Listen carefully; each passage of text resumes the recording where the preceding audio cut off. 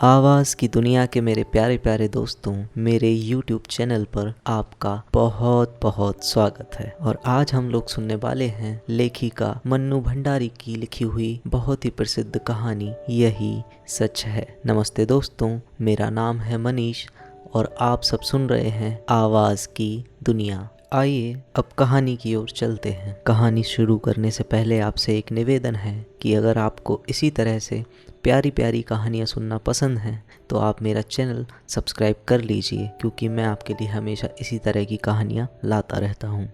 अब कहानी शुरू करते हैं।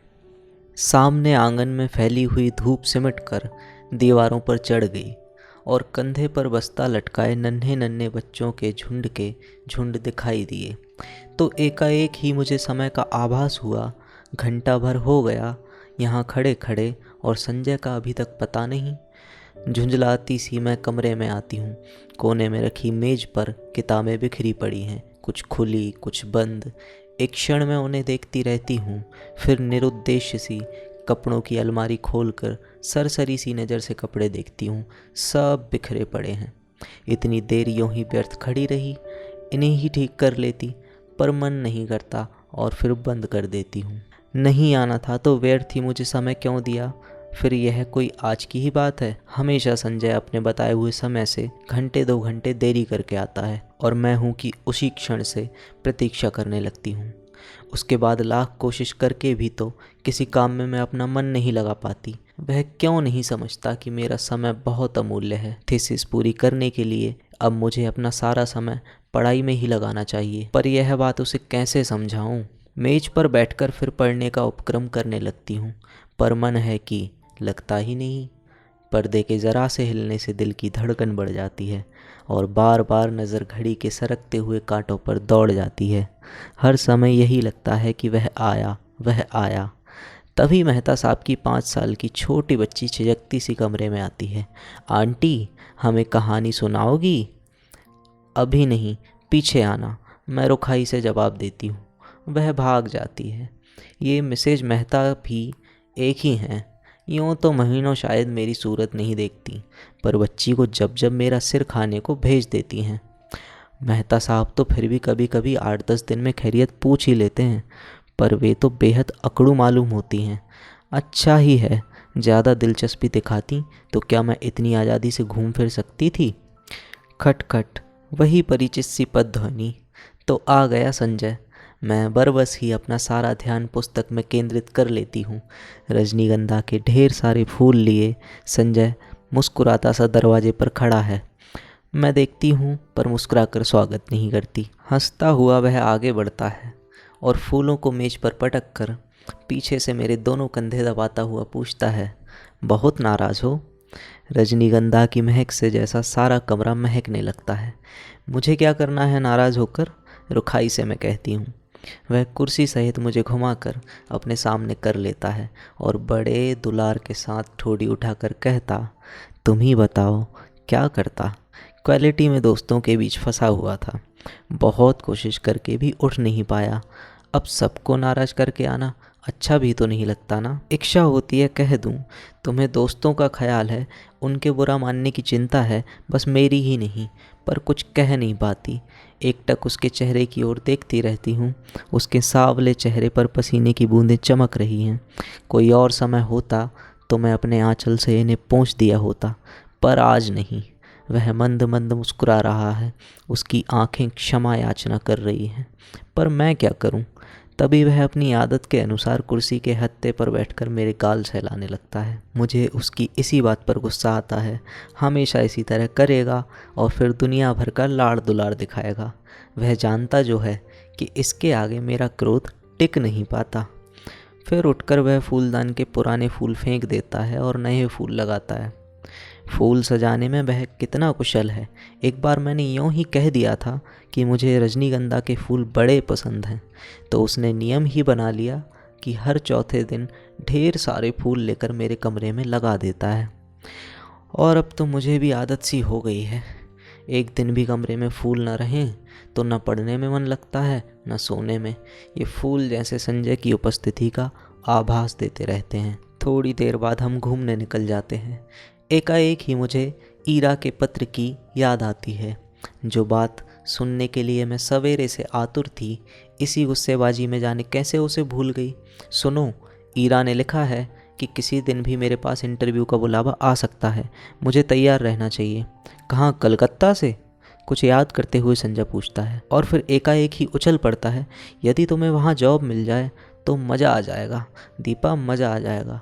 हम सड़क पर हैं, नहीं तो अवश्य ही उसने आवेश में आकर कोई हरकत कर डाली होती। जाने क्यों मुझे उसका इस प्रकार प्रसन्न होना अच्छा नहीं लगता।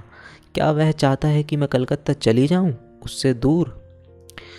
तभी सुनाई देता है, तुम्हें यह जॉब मिल जाए तो मैं भी अपना तबादला कलकत्ता ही करवा लूं, हेड ऑफिस में। यहाँ की रोज़ रोज़ की किचकिच से तो मेरा मन उब गया है। जाने कितनी ही बार सोचा तबादले की कोशिश करूं, पर तुम्हारे ख्याल ने हमेशा मुझे बांध लिया। ऑफिस में शांति हो जाएगी, पर मेरी शामें कितनी वीरान हो जाएंगी। उसके स्वर की आर्द्रता ने मुझे छू लिया। एकाएक ही मुझे लगने लगा कि रात बड़ी सुहावनी हो चली है। हम दूर निकलकर अपनी प्रिय टेकरी पर जाकर बैठ जाते हैं। दूर दूर तक हल्की सी चांदनी फैली हुई है और शहर की तरह यहाँ का वातावरण धुएं से भरा हुआ नहीं है। वह दोनों पैर फैलाकर बैठ जाता है और घंटों मुझे अपने ऑफिस के झगड़े की बातें सुनाता है और फिर कलकत्ता जाकर साथ जीवन बिताने की योजनाएं बनाता है। मैं कुछ नहीं बोलती, बस एकटक उसे देखती हूँ, देखती ही रहती हूँ। जब वह चुप हो जाता है तो बोलती हूँ, मुझे तो इंटरव्यू में जाते हुए बड़ा डर लगता है। पता नहीं कैसे क्या पूछते होंगे, मेरे लिए तो यह पहला ही मौका है। वह खिलखिलाकर हंस पड़ता है। तुम भी एक मूर्ख हो, घर से दूर यहाँ कमरा लेकर अकेली रहती हो, रिसर्च कर रही हो, दुनिया भर में घूमती फिरती हो और इंटरव्यू के नाम से डर लगता है? क्यों? और गाल पर हल्की सी चपत जमा देता है। फिर समझाता हुआ कहता है, और देखो, आजकल ये इंटरव्यू आदि तो सब दिखावा मात्र होते हैं, वहाँ किसी जान पहचान वाले से इन्फ्लुएंस डलवाना जाकर। पर कलकत्ता तो मेरे लिए एकदम नई जगह है। वहाँ ईरा को छोड़कर मैं किसी को जानती भी नहीं। अब उन लोगों की जान पहचान हो तो वो दूसरी बात है, असहाय सी मैं कहती हूँ। और किसी को नहीं जानती? फिर मेरे चेहरे पर नज़रें गड़ाकर पूछता है, निशीथ भी तो वही है? होगा, मुझे क्या करना है उससे? मैं एकदम ही भन्नाकर जवाब देती हूँ। पता नहीं क्यों मुझे लग ही रहा था कि वह अब यही बात करेगा। कुछ नहीं करना, वह छेड़ने के लहजे में कहता है और मैं भभक पड़ती हूँ। देखो संजय, मैं 1000 बार तुमसे कह चुकी हूँ कि उसे लेकर मुझसे मजाक मत किया करो। मुझे इस तरह का मजाक जरा भी पसंद नहीं है। वह खिलखिलाकर हंस पड़ता है, पर मेरा तो मूड ही ख़राब हो जाता है। हम लौट पड़ते हैं। वह मुझे खुश करने के इरादे से मेरे कंधे पर हाथ रख देता है। मैं झपट कर हाथ हटा देती हूँ। क्या कर रहे हो? कोई देख लेगा तो क्या कहेगा? कौन है जो यहाँ देख लेगा? और देख लेगा तो देख ले, आप ही कुढ़ेगा। नहीं, हमें पसंद नहीं है ये बेशर्मी, और सच ही मुझे रास्ते में ऐसी हरकतें पसंद नहीं हैं, चाहे रास्ता निर्जन ही क्यों ना हो। पर है तो रास्ता ही, और फिर कानपुर जैसी जगह। कमरे में लौटकर मैं उसे बैठने को कहती हूँ, पर वह बैठता नहीं, बस बाहों में भरकर एक बार चूम लेता है। यह भी जैसे उसका रोज का नियम है। वह चला जाता है, मैं बाहर बालकनी में निकलकर उसे देखती रहती हूँ। उसका आकार छोटा होते होते सड़क के मोड़ पर जाकर लुप्त हो जाता है। मैं उधर ही देखती रहती हूँ, निरुद्देश्य सी, खोई खोई सी। फिर आकर पढ़ने बैठ जाती हूँ। रात में सोती हूँ तो देर तक मेरी आंखें मेज पर लगे रजनीगंधा के फूलों को ही निहारती रहती हैं। जाने क्यों अक्सर मुझे भ्रम हो जाता है कि ये फूल नहीं हैं, मानो संजय की अनेकानेक आँखें हैं जो मुझे देख रही हैं, सहला रही हैं, दुलार रही हैं। और अपने को यूँ असंख्य आँखों से निरंतर देखे जाने की कल्पना से ही मैं लज्जा जाती हूँ। मैंने संजय को भी एक बार यह बात बताई थी तो वह खूब हंसा था, और फिर मेरे गालों को सहलाते हुए उसने कहा था कि मैं पागल हूँ, निरी मूर्ख हूँ। कौन जाने, शायद उसका कहना ही ठीक हो, शायद मैं पागल ही हूँ। मैं जानती हूँ संजय का मन निशीथ को लेकर जब तब संशकित हो ही जाता है, पर मैं उसे कैसे विश्वास दिलाऊं कि मैं निशीथ से नफरत करती हूँ। उसकी याद मात्र से मेरा मन घृणा से भर उठता है। फिर 18 वर्ष की आयु में किया हुआ प्यार भी कोई प्यार होता है? भला निरा बचपन होता है, महज पागलपन। उसमें आवेश रहता है पर स्थायित्व नहीं। गति रहती है पर गहराई नहीं। जिस वेग से वह आरंभ होता है, जरा सा झटका लगने पर उसी वेग से टूट भी जाता है। और उसके बाद आहों आंसुओं, सारी दुनिया की निस्सारता और आत्महत्या करने के अनेक संकल्प, और फिर एक तीखी घृणा। जैसे ही जीवन को दूसरा आधार मिल जाता है, मन सबको भूलने में एक दिन भी नहीं लगाता। फिर तो वह सब एक बेवकूफ़ी सी लगती है जिस पर बैठकर घंटों हंसने की तबीयत होती है। तब एकाएक ही इस बात का एहसास होता है कि ये सारे आंसू, ये सारी आहें उस प्रेमी के लिए नहीं थीं, वरन जीवन की उस रिक्तता और शून्यता के लिए थीं जिसने जीवन को नीरस बनाकर बोझिल कर दिया था। तभी संजय को पाते ही मैं निशीथ को भूल गई। मेरे आंसू हंसी में बदल गए और आहें की जगह किलकारियाँ गूंजने लगीं। पर संजय है, जब तब निशीथ की बात को लेकर व्यर्थ ही खिन्न सा हो उठता है। मेरे कुछ कहने पर वह खिलखिला अवश्य पड़ता है, पर मैं जानती हूँ वह पूर्ण रूप से आश्वस्त नहीं है। उसे कैसे बताऊँ कि मेरे प्यार का, मेरी कोमल भावनाओं का, भविष्य की मेरी अनेक योजनाओं का एकमात्र केंद्र संजय ही है। यह बात दूसरी है कि चांदनी रात में किसी निर्जन स्थान में पेड़ तले बैठकर मैं भी अपनी थीसिस की बात करती हूँ, या वह अपने ऑफिस की मित्रों की बात करता है, या हम किसी और विषय पर बात करने लगते हैं। पर इस सब का यह मतलब तो नहीं कि हम प्रेम नहीं करते। वह क्यों नहीं समझता कि आज हमारी भावुकता यथार्थ में बदल गई है। सपनों की इस जगह हम वास्तविकता में जीते हैं, और हमारे प्रेम को परिपक्वता मिल गई है, जिसका आधार पाकर वह अधिक गहरा हो गया है, स्थायी हो गया है। पर संजय को कैसे समझाऊं यह सब? कैसे उसे समझाऊं कि निशीथ ने मेरा अपमान किया है, ऐसा अपमान जिसकी कचोट से मैं आज भी तिलमिला जाती हूँ। संबंध तोड़ने से पहले एक बार तो उसने मुझे बताया होता कि आखिर मैंने ऐसा कौन सा अपराध कर डाला था जिसके कारण उसने मुझे इतना कठोर दंड दे डाला। सारी दुनिया की भत्सना, तिरस्कार, परिहास, दया का विष मुझे पीना पड़ा, विश्वासघाती नीच कहीं का। और संजय सोचता है कि आज भी मेरे मन में उसके लिए कोमल स्थान है। छी, मैं उससे नफरत करती हूँ, और सच पूछो तो अपने को भाग्यशालिनी समझती हूँ कि मैं एक ऐसे व्यक्ति के चंगुल में फंसने से बच गई जिसके लिए प्रेम महज एक खिलवाड़ है। संजय, यह सोचो कि यदि कोई भी ऐसी बात होती तो क्या मैं तुम्हारे आगे, तुम्हारी हर उचित अनुचित चेष्टा के आगे यूँ आत्मसमर्पण करती? तुम्हारे चुंबनों और आलिंगनों को मैं अपने को यूँ बिखरने देती? जानते हो, विवाह से पहले कोई भी लड़की किसी को इन सब का अधिकार नहीं देती, पर मैंने दिया। क्या केवल इसीलिए नहीं कि मैं तुम्हें प्यार करती हूँ? बहुत बहुत प्यार करती हूँ। विश्वास करो संजय, तुम्हारा प्यार ही मेरा सच है। निशीथ का प्यार तो मात्र एक छल था, भ्रम था, झूठ था। परसों मुझे कलकत्ता जाना है। बड़ा डर लग रहा है, कैसे क्या होगा। मान लो इंटरव्यू में बहुत नर्वस हो गई तो? संजय को कह रही हूँ कि वह साथ चले, पर उसे ऑफिस से छुट्टी नहीं मिल सकती। एक तो नया शहर, फिर इंटरव्यू। अब ना कोई साथ होता तो बड़ा सहारा मिल जाता। मैं कमरा लेकर अकेली रहती हूँ, यूँ अकेले घूम फिर भी लेती हूँ तो संजय सोचता है मुझ में बड़ी हिम्मत है। पर सच बड़ा डर लग रहा है। बार बार मैं यह मान लेती हूँ कि मुझे नौकरी मिल गई है और मैं संजय के साथ वहाँ रहने लगी हूँ। कितनी सुंदर कल्पना है, कितनी मादक। पर इंटरव्यू का भय मादकता से भरे इस स्वप्न जाल को छिन्न भिन्न कर देता है। काश संजय भी किसी तरह मेरे साथ चल पाता। गाड़ी जब हावड़ा के स्टेशन के प्लेटफॉर्म पर प्रवेश करती है तो जाने कैसी विचित्र आशंका, विचित्र से भय से मेरा मन भर जाता है। प्लेटफॉर्म पे खड़े असंख्य नर नारियों में मैं ईरा को ढूंढती हूँ, वह कहीं दिखाई नहीं देती। नीचे उतरने के बजाय मैं खिड़की में से ही दूर दूर तक नज़रें दौड़ाती हूँ। आखिर एक कूली को बुलाकर अपना छोटा सा सूटकेस और बिस्तर उतारने का आदेश दे मैं नीचे उतर पड़ती हूँ।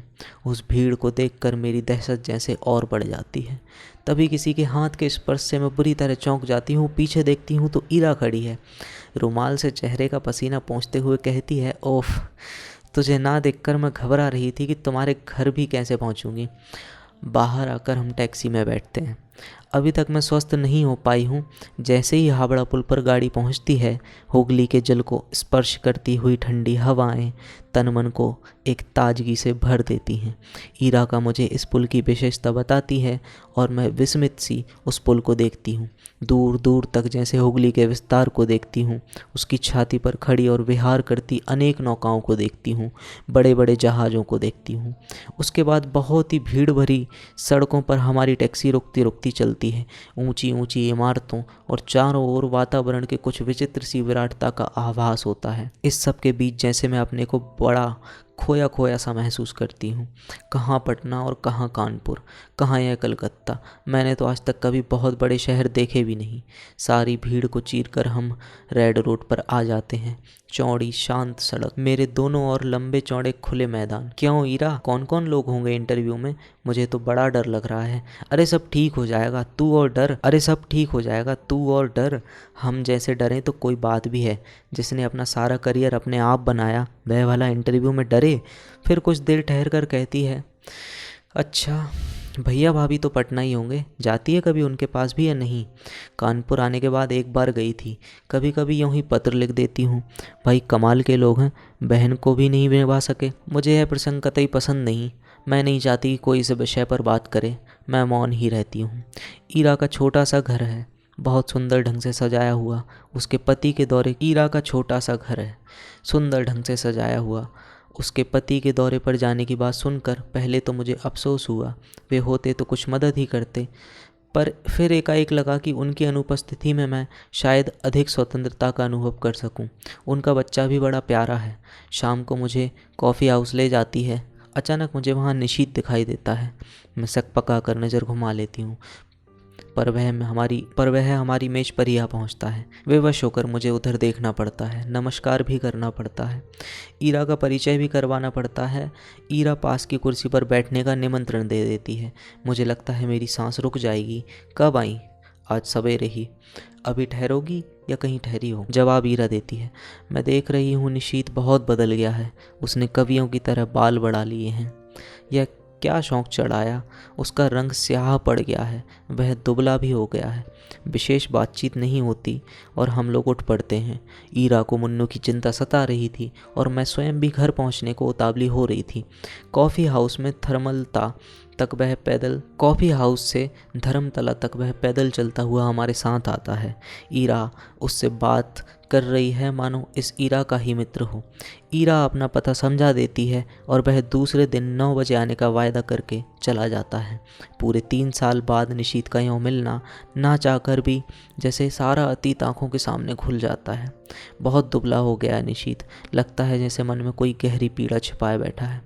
मुझसे अलग होने का दुख तो नहीं साल रहा है इसे। कल्पना चाहे कितनी भी मधुर क्यों ना हो, एक तृप्ति युक्त आनंद देने वाली क्यों ना हो, पर मैं जानती हूँ यह झूठ है। यदि ऐसा ही था तो कौन उसे कहने गया था कि तुम इस संबंध को तोड़ दो? उसने अपनी इच्छा शक्ति से ही तो यह सब किया था। एकाएक ही मेरा मन कटु हो उठता है। यही तो है वह व्यक्ति जिसने मुझे अपमानित करके सारी दुनिया के सामने छोड़ दिया था, महज उपहास का पात्र बनाकर। ओह, क्यों नहीं मैंने उसके पहचानने से इनकार कर दिया। जब वह मेज के पास आकर खड़ा हुआ तो क्यों नहीं मैंने कह दिया, माफ़ कीजिए, मैं आपको पहचानती नहीं। जरा उसका खिसियाना तो देखती, वह कल भी आएगा। मुझे उसे साफ साफ मना कर देना चाहिए था कि मैं उसकी सूरत भी नहीं देखना चाहती। मैं उससे नफ़रत करती हूँ। अच्छा है, आए कल। मैं उसे बता दूंगी जल्दी ही मैं संजय से विवाह करने वाली हूँ। यह भी बता दूंगी कि मैं पिछला सब कुछ भूल चुकी हूँ और यह भी बता दूंगी कि उससे घृणा करती हूँ और उसे ज़िंदगी में कभी माफ़ नहीं कर सकती। यह सब सोचने के साथ साथ न जाने क्यों मेरे मन में यह बात भी उठ रही थी कि 3 साल हो गए, अभी तक निशीथ ने विवाह क्यों नहीं किया। करे ना करे मुझे क्या वह आज भी मुझसे कुछ उम्मीद रखता है? हूँ मैं मूर्ख कहीं का। संजय, मैंने तुमसे कितना कहा था कि तुम मेरे साथ चलो, पर तुम नहीं आए। इस समय जबकि मुझे तुम्हारी कितनी कितनी याद सता रही है, बताओ मैं क्या करूँ? नौकरी पाना कितना मुश्किल है, इसका मुझे गुमान नहीं था। ईरा कहती है कि 150 की नौकरी के लिए खुद मिनिस्टर तक सिफारिश करने के लिए पहुंच जाते हैं, फिर यह तो 300 का जॉब है। निशीथ सवेरे से शाम तक इसी चक्कर में भटका है, यहाँ तक कि उसने अपने ऑफिस से छुट्टी भी ले ली है। वह क्यों मेरे काम में इतनी दिलचस्पी ले रहा है? उसका परिचय बड़े बड़े लोगों से है और वह कहता है जैसे भी होगा वह काम मुझे दिलाकर ही मानेगा, पर आखिर क्यों? कल मैंने सोचा था कि अपने व्यवहार की रुखाई से मैं स्पष्ट कर दूंगी, अब वह मेरे पास ना आए। 8:45 के करीब जब मैं अपने टूटे हुए बाल फेंकने खिड़की पर गई तो देखा घर से थोड़ी दूर पर निशीथ टहल रहा है। वही लंबे बाल, कुर्ता पजामा। तो वह समय से पहले ही आ गया। संजय होता तो 11 के पहले नहीं पहुंचता। समय पर पहुंचना तो वह जानता ही नहीं। उसे यूँ चक्कर काटते देखकर मेरा मन जाने कैसा हो गया। और जब वह आया तो मैं चाहकर भी कटु नहीं हो सकी। मैंने उसे कलकत्ता आने का मकसद बताया तो लगा कि वह बड़ा प्रसन्न हुआ। वहीं बैठे बैठे फ़ोन करके उसने इस नौकरी के संबंध में सारी जानकारी प्राप्त कर ली, कैसे क्या करना होगा उसकी योजना भी बना डाली। बैठे बैठे फ़ोन से ऑफिस को सूचना भी दे दी कि आज वह ऑफिस नहीं आएगा। विचित्र स्थिति मेरी हो रही थी। उसके इस अपनत्व भरे व्यवहार को मैं स्वीकार भी नहीं कर पाती थी, नकार भी नहीं कर पाती थी। सारा दिन मैं उसके साथ घूमती रही, पर काम की बात के अतिरिक्त उसने एक भी बात नहीं की। मैंने कई बार चाहा कि संजय की बात बता दूं, पर बता नहीं सकी। सोचा कहीं वह सुनकर दिलचस्पी लेना कम ना कर दे। उसके आज भर के प्रयत्नों से ही मुझे काफ़ी उम्मीद हो चुकी थी। यह नौकरी मेरे लिए कितनी आवश्यक है, मिल जाए तो संजय कितना प्रसन्न होगा।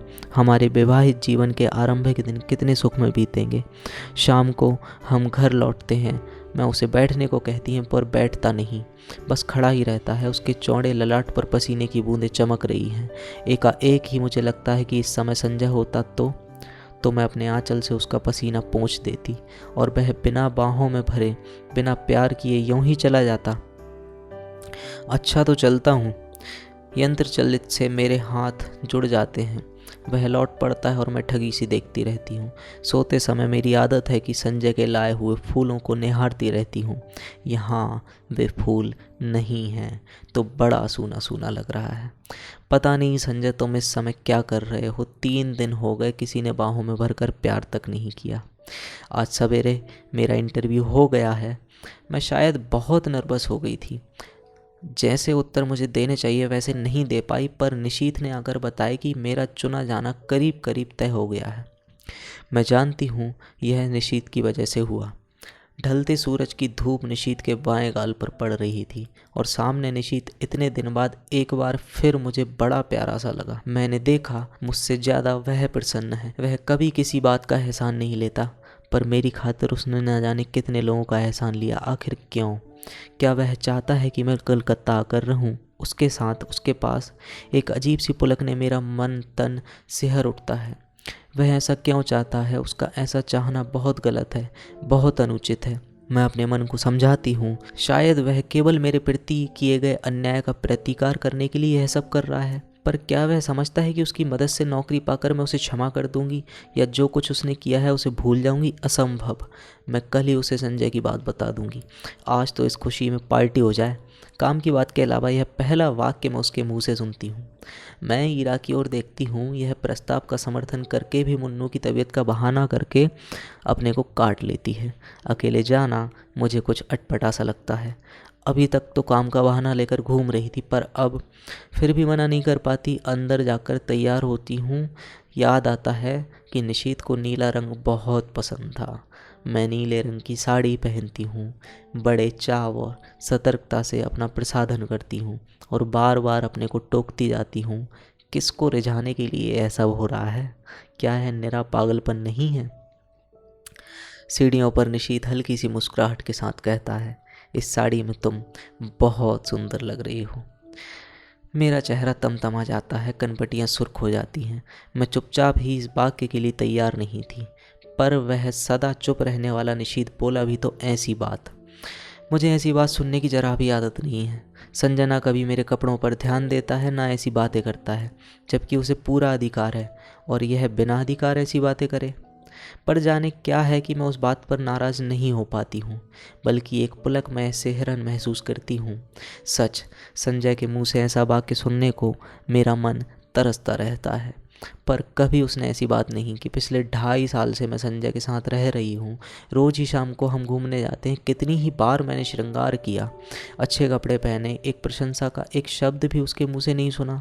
इन बातों पर उसका ध्यान ही नहीं जाता, यह देखकर जैसे यह सब नहीं देख पाता। इस वाक्य को सुनने के लिए तरसता हुआ मेरा मन जैसे रस से नहा जाता है। पर निशीथ ने यह बात क्यों कही? उसे क्या अधिकार है? क्या सचमुच ही उसे अधिकार नहीं है? न जाने कैसी मजबूरी है, कैसी विवशता है कि मैं इस बात का जवाब नहीं दे पाती हूँ। निश्चयात्मक दृढ़ता से नहीं कह पाती हूँ कि साथ चलते इस व्यक्ति को सचमुच ही मेरे विषय में अवांछित बात कहने का कोई अधिकार नहीं है। हम दोनों टैक्सी में बैठते हैं। मैं सोचती हूँ आज मैं इसे संजय की बात बता दूंगी। स्काई रूम, निशीथ टैक्सी वाले को आदेश देता है। टुन की घंटी के साथ मीटर डाउन होता है और टैक्सी हवा से बातें करने लगती है। निशीथ बहुत सतर्कता से कोने में बैठा है, बीच में इतनी जगह छोड़कर कि यदि हिचकोला खाकर भी टैक्सी रुके तो हमारा स्पर्श ना हो। हवा के झोंके से मेरे रेशमी साड़ी का पल्लू उसके समूचे बदन को स्पर्श करता हुआ उसकी गोदी में पड़कर फरफराता है। वह उसे हटाता नहीं है। मुझे लगता है यह रेशमी सुवासित पल्लू उसके तन मन को रस से भिगो रहा है। यह स्पर्श उसे पुलकित कर रहा है। मैं विजय के अकथनीय आह्लाद से भर जाती हूँ। आज भी संजय की बात नहीं कह पाती, चाहकर भी नहीं कह पाती। अपनी विवशता पर मुझे खींच आती है, पर मेरा मुंह है कि खुलता ही नहीं। मुझे लगता है कि मैं जैसे बहुत बड़ा अपराध कर रही हूँ, पर फिर भी मैं कुछ नहीं कह सकती। यह निशीथ कुछ बोलता क्यों नहीं?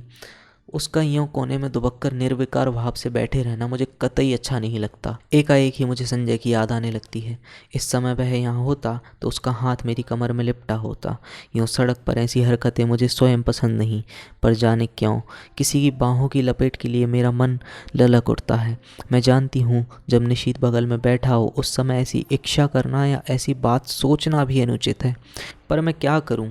जितनी तेज़ गति से टैक्सी चली जा रही है, मुझे लगता है उतनी ही तेज़ गति से मैं भी वही जा रही हूं, अनुचित अवांछित दिशाओं की ओर। टैक्सी झटका खाकर रुकती है तो मेरी चेतना लौटती है। मैं जल्दी से दाहिनी ओर का फाटक खोलकर कुछ इस हड़बड़ी से नीचे उतरती हूँ मानो अंदर निशीथ मेरे साथ कोई बदतमीजी कर रहा हो। अजी इधर से उतरना चाहिए कभी, टैक्सी वाला कहता है। मुझे अपनी गलती का भान होता है। उधर निशीथ खड़ा है, इधर मैं, बीच में टैक्सी। पैसे लेकर टैक्सी चली जाती है तो हम दोनों एक दूसरे के सामने हो जाते हैं। एकाएक ही मुझे ख्याल आता है कि टैक्सी के पैसे तो मुझे ही देने चाहिए थे, पर अब क्या हो सकता था। चुपचाप हम दोनों अंदर जाते हैं। आसपास बहुत कुछ है, चहल पहल, रोशनी, रौनक, पर मेरे लिए जैसे सबका अस्तित्व ही मिट जाता है। मैं अपने आप को सबकी नज़रों से ऐसे बचाकर चलती हूँ मानो मैंने कोई अपराध कर डाला हो, कोई मुझे पकड़ ना ले। क्या सचमुच ही मुझसे कोई अपराध हो गया है? आमने सामने हम दोनों बैठ जाते हैं। मैं होस्ट हूँ, फिर भी उसका पार्ट वही अदा कर रहा है, वही ऑर्डर देता है, बाहर की चाल। आमने सामने हम दोनों बैठ जाते हैं। मैं होस्ट हूँ, फिर भी उसका पार्ट वही अदा कर रहा है, वही ऑर्डर देता है। बाहर की हलचल, उससे अधिक मन की हलचल में मैं अपने आप को खोया खोया सा महसूस करती हूँ। हम दोनों के सामने बैरा कोल्ड कॉफ़ी के गिलास और कुछ खाने का सामान रखा जाता है। मुझे बार बार लगता है कि निशीथ कुछ कहना चाह रहा है। मैं उसके होंठों की धड़कन तक महसूस करती हूँ। वह जल्दी से कॉफ़ी का स्ट्रॉ मुँह से लगा लेता है। मूर्ख कहीं का, वह सोचता है मैं बेवकूफ़ हूँ। मैं अच्छी तरह समझती हूँ कि वह इस समय क्या सोच रहा है। 3 दिन तक साथ रहकर भी हमने उस प्रसंग को नहीं छेड़ा। शायद नौकरी की बात ही हमारे दिमागों पर छाई हुई थी, पर आज अवश्य ही यह बात आएगी। ना आए यह कितना अस्वाभाविक है, पर नहीं, स्वाभाविक शायद यही है। 3 साल पहले जो अध्याय सदा के लिए बंद हो गया था, उसे उलटकर देखने का शायद साहस हम दोनों में से किसी में नहीं है। जो संबंध टूट गए, अब उन पर कौन बात करे? मैं तो कभी नहीं करूँगी, पर उसे तो करना चाहिए। तोड़ा उसने था, बात भी वही करे, आरंभ करे। मैं क्यों करूं? और मुझे क्या पड़ी है? मैं तो जल्दी ही संजय से विवाह करने वाली हूं। क्यों नहीं मुझे अभी इस संजय की बात कर लेनी चाहिए? पर जाने कैसी व्यवस्था है, जाने कैसा मोह है कि मैं मुंह नहीं खोल पाती। एकाएक मुझे लगता है कि उसने कुछ कहा। आपने कुछ कहा नहीं तो? मैं खिसिया जाती हूँ। फिर वही मौन। खाने में मेरा जरा भी मन नहीं लग रहा है। यंत्र चलित सी मैं खा रही हूँ, शायद वह भी ऐसे ही खा रहा है। मुझे फिर लगता है कि उसके होंठ फड़क रहे हैं और स्ट्रॉ पकड़े हुए उंगलियां कांप रही हैं। मैं पूछती हूँ, वह पूछना चाहता है, दीपा तुमने मुझे माफ़ तो कर दिया ना? वह पूछ ही क्यों नहीं लेता? मान लो यदि पूछ ही ले तो क्या मैं कह सकूँगी कि तुम्हें ज़िंदगी भर माफ़ नहीं कर सकती? मैं तुमसे नफ़रत करती हूँ। मैं तुम्हारे साथ घूम फिर ली या कॉफ़ी पी ली तो यह मत समझो कि मैं तुम्हारे विश्वासघात की बात को भूल गई हूँ। और एकाएक सी पिछला सब कुछ मेरी आंखों के आगे तैरने लगता है। पर यह क्या असह्य अपमानजनित पीड़ा, क्रोध और कटुता क्यों नहीं याद आती? मेरे सामने तो पटना में गुजारी सुहानी संध्याओं और चांदनी रातों के वे चित्र उभर कर आते हैं, जब घंटों समीप बैठ मौन भाव से हम एक दूसरे को निहारा करते थे। एक विचित्र सी स्वप्निल दुनिया में मैं कुछ बोलना भी चाहती तो मेरे मुंह पर उंगली रखकर कहता, आत्मीयता की ये क्षण अनकही ही रहने दो दीपा। आज भी हम मौन ही हैं। एक दूसरे के निकट ही हैं। क्या आज भी हम आत्मीयता के उन्हीं क्षणों में गुजर रहे हैं? मैं अपनी सारी शक्ति लगाकर चीख पड़ना चाहती हूँ, नहीं नहीं नहीं, पर कॉफ़ी सिप करने के अतिरिक्त मैं कुछ नहीं कर पाती। मेरा यह विरोध हृदय की न जाने कौन सी अतल गहराइयों में डूब जाता है। निशीथ मुझे बिल नहीं देने देता। एक विचित्र सी भावना मेरे मन में उठती है कि छीना झपटी में मैं किसी तरह मेरा हाथ उसके हाथ से छू जाए। मैं अपने स्पर्श से उसके मन के तारों को झनझना देना चाहती हूँ, पर वैसा अवसर नहीं आता। बिल वही देता है, मुझसे तो विरोध भी नहीं किया जाता। मन में प्रचंड तूफान, पर फिर भी निर्विकार भाव से मैं टैक्सी में आकर बैठती हूँ। फिर वही मौन, फिर वही दूरी। जाने क्या है जो कि मुझसे लगता है कि निशीथ मेरे बहुत निकट आ गया है, बहुत ही निकट। बार बार मेरा मन करता है कि क्यों नहीं निशीथ मेरा हाथ पकड़ लेता, क्यों नहीं मेरे कंधे पर हाथ रख देता। मैं जरा भी बुरा नहीं मानूंगी, जरा भी नहीं, पर वह कुछ भी नहीं करता। सोते समय रोज की तरह मैं आज भी संजय का ध्यान करते हुए ही सोना चाहती हूँ, पर निशीथ है कि बार बार संजय की आकृति को हटाकर स्वयं आ खड़ा होता है। अपनी मजबूरी पर खींच खींच जाती हूँ। आज कितना अच्छा मौका था सारी बात बता देने का, पर मैं जाने कहाँ भटकी थी, कुछ भी नहीं बता पाई। शाम को मुझे निशीथ अपने साथ लेक ले गया। पानी के किनारे हम घास पर बैठ गए। कुछ दूरी पर कॉफ़ी, भीड़ भाड़ और चहल पहल थी, पर यह स्थान अपेक्षाकृत शांत था। सामने लेक के पानी में छोटी छोटी लहरें उठ रही थीं। चारों ओर वातावरण का कुछ विचित्र सा भाव मन पर पड़ रहा था। अब तो तुम यहाँ आ जाओगी, मेरी ओर देखकर उसने कहा।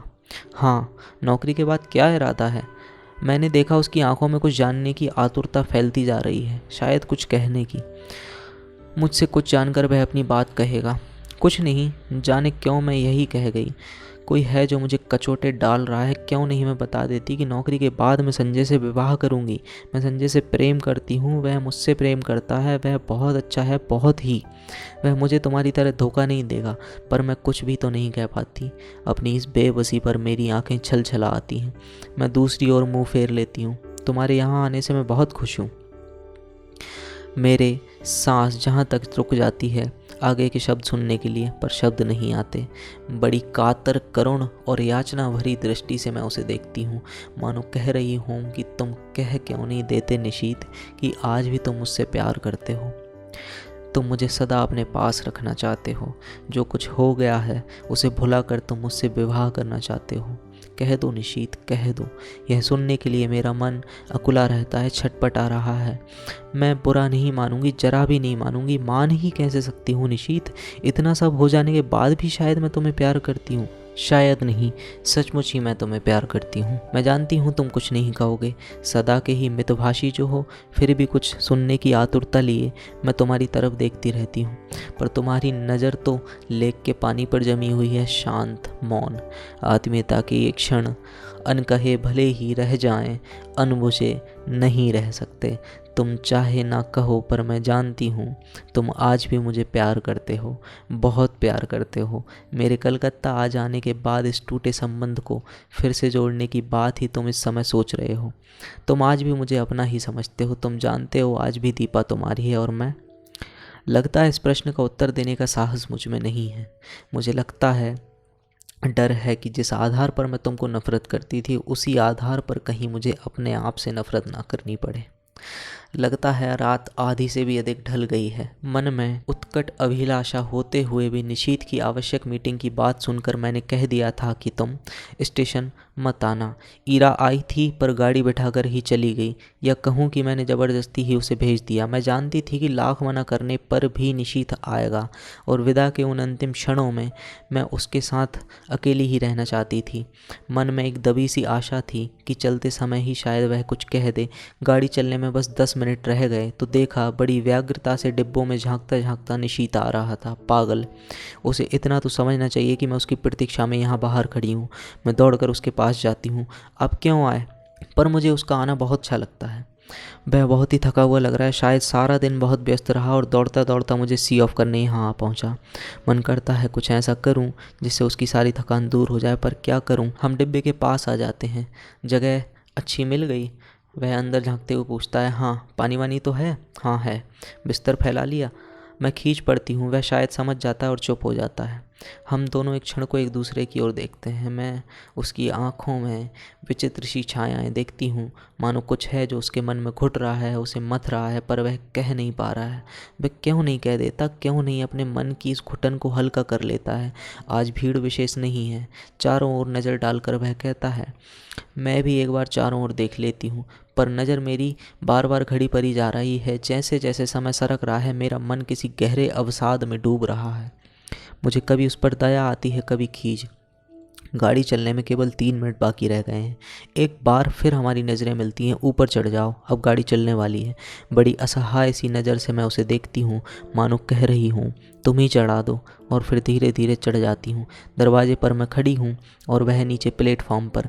जाकर पहुँचने की खबर देना, और जैसे ही मुझे इधर कुछ निश्चित रूप से मालूम होगा मैं तुम्हें सूचना दूंगा। मैं कुछ नहीं बोलती, बस उसे देखती रहती हूँ। सीटी, हरी झंडी, फिर सीटी। मेरी आंखें छलछला आती हैं। गाड़ी एक हल्के से झटके के साथ सरकने लगती है। वह गाड़ी के साथ कदम आगे बढ़ाता है और मेरे हाथ पर धीरे से अपना हाथ रख देता है। मेरा रोम रोम से हिल उठता है। मन करता है चिल्ला पड़ूं। मैं सब समझ गई निशीत, सब समझ गई। जो तुम इन 4 दिनों में नहीं कह पाए, तुम्हारे इस क्षणिक स्पर्श ने कह दिया। विश्वास करो, यदि तुम मेरे हो तो मैं भी तुम्हारी हूँ, केवल तुम्हारी, एकमात्र तुम्हारी। पर मैं कुछ नहीं कह पाती, बस सांस चलते निशीत को देखती भर रहती हूँ। गाड़ी की गति पकड़ते ही वह हाथ को जरा सा दबाकर छोड़ देता है। मैं छलछलाई आंखें मूंद जाती हूँ। मुझे लगता है यह स्पर्श, यह सुख, यह क्षण ही सत्य है, बाकी सब झूठ है। अपने को भूलने का, भरमाने का, छलने का असफल प्रयास है। आंसू भरे आंखों में प्लेटफॉर्म को पीछे छूटता हुआ देखती हूँ। सारी आकृतियाँ धुंधली धुंधली दिखाई देती हैं। असंख्य हिलते हुए हाथों के बीच निशीत के हाथ को, उस हाथ को जिसने मेरा हाथ पकड़ा था, ढूंढने का असफल प्रयास करती हूँ। गाड़ी प्लेटफॉर्म को पार कर जाती है। दूर दूर तक कलकत्ता की जगमगाती बत्तियां दिखाई देती हैं। धीरे धीरे सब दूर हो जाती हैं, पीछे छूट जाती हैं। मुझे लगता है दैत्याकार ट्रेन मुझे मेरे घर से कहीं दूर ले जा रही है, अनदेखी अनजानी राहों में गुमराह करने के लिए, भटकाने के लिए। बोझिल मन से मैं अपने फैलाए हुए बिस्तर पर लेट जाती हूँ। आंखें बंद करते ही सबसे पहले मेरे मन में संजय का चित्र उभरता है। कानपुर जाकर मैं उसे क्या कहूँगी। इतने दिन तक उसे छलती आई, अपने को छलती आई, पर अब नहीं। मैं उसे सारी बात समझा दूंगी। कहूँगी संजय, जिस संबंध को टूटा हुआ जानकर मैं भूल चुकी थी, उसकी जड़ें हृदय की किन अतल गहराइयों में जमी हुई थी, इसका एहसास कलकत्ता में निशीत से मिलकर हुआ। याद आता है तुम निशीत को लेकर सदैव ही संदिग्ध रहते थे, पर जब मैं तुम्हें ईर्ष्यालु समझती थी, आज स्वीकार करती हूँ कि तुम जीते मैं हारी। सच मानना संजय, 2.5 साल में स्वयं भ्रम में मैं थी और तुम भी भ्रम में डाल रखा था, पर आज भ्रम के छलना के सारे जाल छिन्न भिन्न हो गए हैं। मैं आज भी निशीत को प्यार करती हूँ, और यह जानने के बाद एक दिन भी तुम्हारे साथ और छल करने का दुस्साहस मैं कैसे करूँ। आज पहली बार मैंने अपने संबंधों का विश्लेषण किया तो जैसे सब कुछ ही स्पष्ट हो गया। जब मेरे सामने सब कुछ स्पष्ट हो गया तो मैं तुमसे कुछ नहीं छिपाऊंगी। तुम्हारे सामने मैं चाहूँ तो भी कुछ नहीं बोल सकती। आज लग रहा है तुम्हारे प्रति मेरे मन में जो भावना है वह प्यार की नहीं, केवल कृतज्ञता की है। तुमने मुझे उस समय सहारा दिया था जब अपने पिता और निशीत को खोकर मैं चूर चूर हो चुकी थी। सारा संसार मुझे वीरान नजर आने लगा था। उस समय तुमने अपने स्नेहिल स्पर्श से मुझे जिला दिया। मेरा मुरझाया मन, मरा मन हरा हो उठा। मैं कृतज्ञ कृतज्ञ हो उठी और समझने लगी कि मैं तुमसे प्यार करती हूँ। पर प्यार की बेसुध घड़ियाँ, वे विभोर क्षण, तन्मयता के वे पल जहाँ शब्द चूक जाते हैं, हमारे जीवन में कभी नहीं आए। तुम ही बताओ, आए कभी? तुम्हारे असंख्य आलिंगनों और चुंबनों के बीच भी एक क्षण के लिए भी तो मैंने कभी तन मन की सुध बिसरा देने वाली पुलक या मादकता का अनुभव नहीं किया। सोचती हूँ निशीत के चले जाने के बाद मेरे जीवन में एक विराट शून्यता आ गई थी, एक खोखलापन आ गया था। तुमने उसकी पूर्ति की, तुम पूरक थे। मैं गलती से तुम्हें प्रियतम समझ बैठी। मुझे क्षमा कर दो संजय और लौट जाओ। तुम्हें मुझ जैसी अनेक दीपाएं मिल जाएंगी जो सचमुच ही तुम्हें प्रियतम की तरह प्यार करेंगी। आज एक बात अच्छी तरह जान गई हूँ कि प्रथम प्रेम ही सच्चा प्रेम होता है। बाद में किया हुआ प्रेम तो अपने को भुलाने और भरमाने का प्रयास मात्र होता है। इसी तरह की असंख्य बातें मेरे दिमाग में आती हैं जो मैं संजय से कहूँगी, कह सकूंगी यह सब, लेकिन कहना तो होगा ही। उसके साथ अब एक दिन भी छल नहीं कर सकती। मन से किसी और की आराधना करके तन से किसी होने का अभिनय करती रहूं। छी, नहीं जानती है सब सोचते सोचते मुझे कब नींद आ गई। लौटकर अपना कमरा खोलती हूँ तो देखती हूँ सब कुछ ज्यों का त्यों है। सिर्फ फूलदान के रजनीगंधा मुरझा गए हैं। कुछ फूल झरकर जमीन पर इधर उधर भी बिखर गए हैं। आगे बढ़ता हूँ तो जमीन पर पड़ा एक लिफाफा दिखाई देता है। संजय की लिखाई है। खोला तो छोटा सा पत्र था। दीपा, तुमने जो कलकत्ता जाकर कोई सूचना दी ही नहीं। मैं आज ऑफिस के काम से कटक जा रहा हूँ, 5-6 दिन में लौट आऊँगा। तब तक तुम आ ही जाओगी। जानने को उत्सुक हूँ कि कलकत्ता में क्या हुआ। तुम्हारा संजय। एक लंबा निश्वास निकल जाता है। लगता है कि एक बड़ा बोझ हट गया। इस अवधि में तो मैं अपने को अच्छी तरह तैयार कर लूँगी। नहा धोकर सबसे पहले मैं शिव को पत्र लिखती हूँ। उसकी उपस्थिति से जो हिचक मेरे होंठ बंद किए हुई थी, दूर रहकर अपने आप ही टूट जाती है। मैं स्पष्ट शब्दों में लिख देती हूँ कि चाहे उसने कुछ भी नहीं कहा, फिर भी मैं सब कुछ समझ गई हूँ। साथ ही यह भी लिख देती हूँ कि मैं उसकी हरकत से बहुत दुखी थी, बहुत नाराज़ थी। उसे देखते ही जैसे सारा क्रोध बह गया। इस अपनत्व में क्रोध भला टिक भी कैसे पाता। लौटी हूँ तब से न जाने कैसी रंगीन और मादकता मेरी आंखों के आगे छाई है। एक खूबसूरत लिफाफे से मैं उसे बंद करके स्वयं पोस्ट करने जाती हूँ।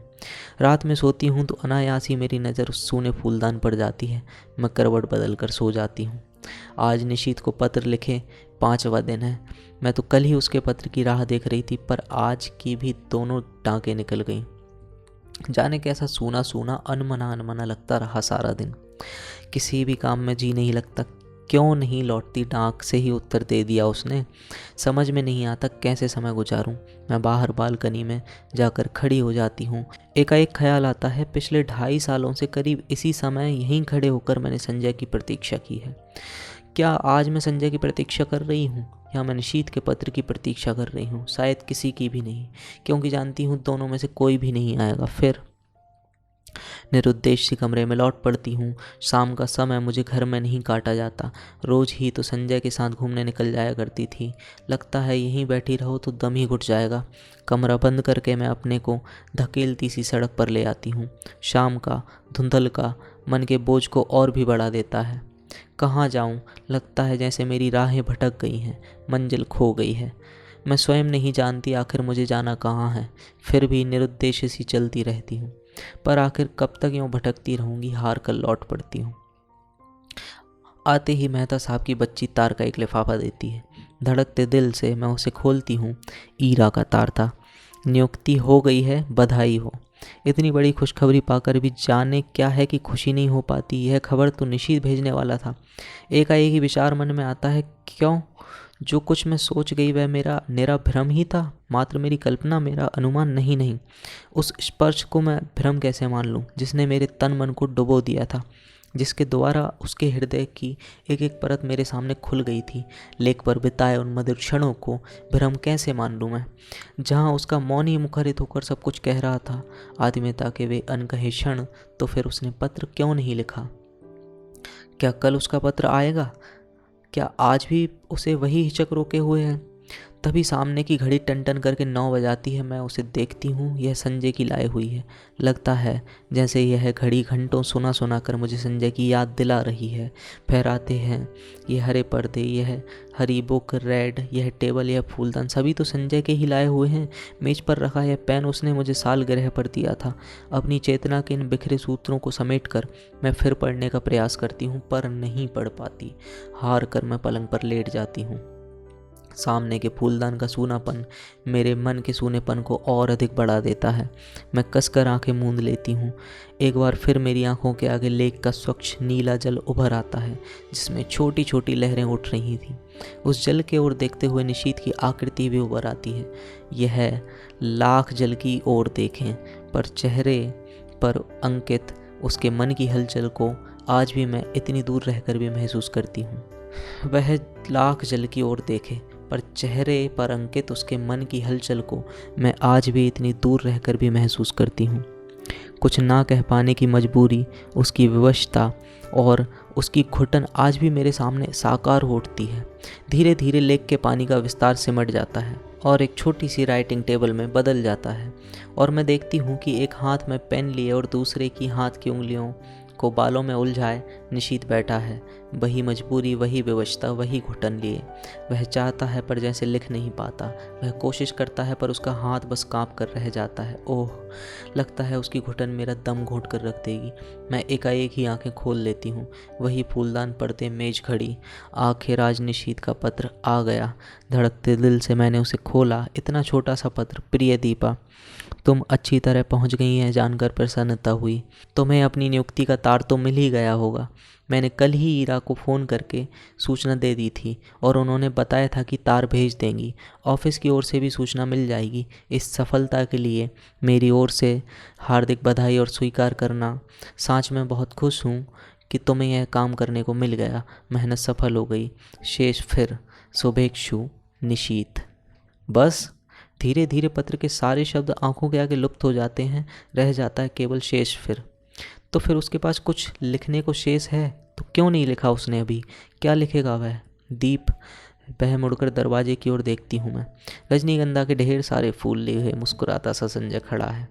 एक क्षण मैं संज्ञा शून्य सी उसे देखती रहती हूँ, मानो पहचानने की कोशिश कर रही हूँ। वह आगे बढ़ता है तो मेरी खोई हुई चेतना लौटती है। मैं विक्षिप्त सी दौड़कर उससे लिपट जाती हूँ। क्या हो गया तुम्हें? पागल हो गई हो क्या? तुम कहाँ चले गए थे संजय?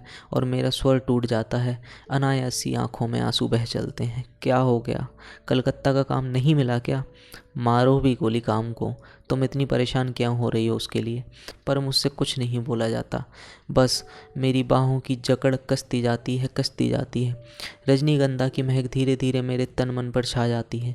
तभी मैं अपने भाल पर संजय के अधरों का स्पर्श महसूस करती हूँ और मुझे लगता है यह स्पर्श, यह सुख है, यह क्षण है, यही सत्य है। वह सब झूठ था, मिथ्या था, भ्रम था और हम दोनों एक दूसरे के आलिंगन में बंधे रहते हैं, चुंबित प्रतिचुंबित। कहानी सुनने वाले सभी दोस्तों से मेरा एक प्रश्न है कि आपकी नज़रों में दीपा का किरदार आपको कैसा लगा? क्या महिलाओं का या दीपा का आज के कॉन्टेक्स्ट में समय समय पर अपना प्यार बदलना और फिर बाद में उसको कोई एक वजह दे देना कि ये बचपना था या कुछ और था, ये सही है या गलत है? कमेंट करके मुझे अपनी राय बताइए।